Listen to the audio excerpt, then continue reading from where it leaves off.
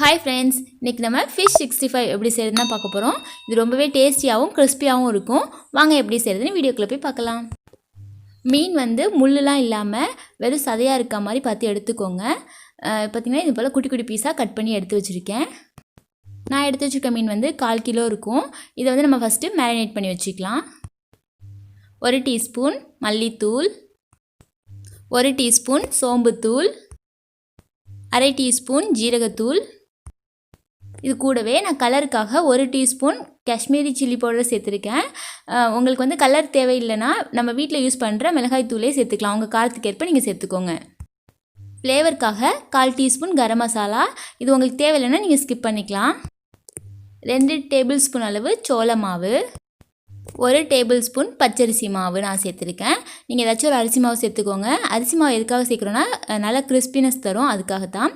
கடைசியாக ஒரு 1/4 டீஸ்பூன் மஞ்சள் தூள், அப்புறம் தேவையான அளவு உப்பு,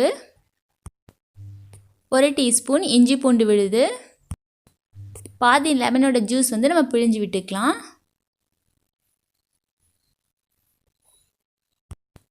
இப்போ இதை வந்து நம்ம ஃபஸ்ட்டு நல்லா மிக்ஸ் பண்ணி விட்டுக்கலாம். இது போல் நல்லா மிக்ஸ் பண்ண பிறகு தண்ணி வந்து கொஞ்சமாக தெளித்து விட்டு திரும்ப நல்லா பிசைஞ்சு விட்டுக்கோங்க. அப்போ தான் நல்லா மசாலாலாம் வந்து இந்த மீனில் வந்து சேரும். தண்ணி வந்து ரொம்ப சேர்த்துறாமல் இது போல் திக்காகவே பிசைஞ்சு வச்சுக்கோங்க. இது கூட கொஞ்சமாக கருவேப்பிலை சேர்த்துக்கலாம். சேர்த்துட்டு இதையும் லைட்டாக மிக்ஸ் பண்ணி விட்டு மூடி வச்சுருங்க. இது ஒரு 20 நிமிஷத்துக்கு நல்லா ஊறட்டும். 20 நிமிஷத்துக்கு அப்புறம் பார்த்திங்கன்னா இந்த மசாலாலாம் நல்லா ஃபிஷ்ஷில் இறங்கியிருக்கும். நம்ம இப்போ வந்து பொரிக்க ஆரம்பிச்சிடலாம். ஸ்டவ்வில் எண்ணெய் வச்சுருக்கேன், நல்லா சூடாயிருச்சு. இப்போ வந்து நம்ம வந்து அந்த ஃபிஷ் பீசஸ்லாம் சேர்த்துட்டு நம்ம பொரிச்சிக்கலாம். ஒரு பக்கம் நல்லா வெந்ததும் இதை அப்படியே திருப்பி விட்டுக்கலாம். மீன்லாம் உடையாது. அதே போல் நம்ம கார்ன்ஃப்ளவர் அப்புறம் ரைஸ் ஃப்ளவர்லாம் சேர்த்துருக்கனால மசாலாவும் உதிராது. எல்லா பீஸுமே நம்ம திருப்பி விட்டாச்சு. இன்னொரு பக்கமும் நல்லா வேகட்டும். நமக்கு வந்து கரண்டியால் கிண்டும் போது தெரியும் அந்த சவுண்ட் வந்து கொஞ்சம் கிறிஸ்பியாக இருக்குது. அந்த சமயத்தில் வந்து நம்ம எடுத்துடலாம். 2 பக்கமும் நல்லா வெந்து வந்திருக்கும். ஃபிஷ் வந்து வேகிறதுக்கு ரொம்ப நேரம் ஆகாது, சீக்கிரமே வெந்துடும். இப்போ பார்த்திங்கன்னா 2 பக்கமே நல்லா பொரிஞ்சிருச்சு. இது எல்லாத்தையுமே நம்ம அரிச்சு எடுத்துக்கலாம்.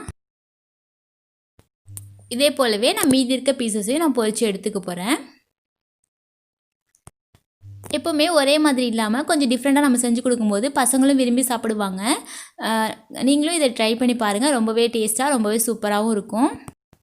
நாம் இதில் சேர்த்துருந்த கருவேப்பிலையெல்லாம் நல்லாவே பொரிஞ்சிருக்கு. அவ்வளோதான் ஃப்ரெண்ட்ஸ், ஃபிஷ் 65 சூப்பராக ரெடி ஆகிடுச்சு. இதில் சில பேருக்கு வந்து இதில் லெமன் புழிஞ்சு விட்டு சாப்பிட்றதுக்கு ரொம்ப பிடிக்கும். நீங்களும் இதை ட்ரை பண்ணி பாருங்கள். மறக்காமல் லைக் பண்ணுங்கள், ஷேர் பண்ணுங்கள், கமெண்ட் பண்ணுங்கள். தேங்க்ஸ் ஃபார் வாட்சிங்.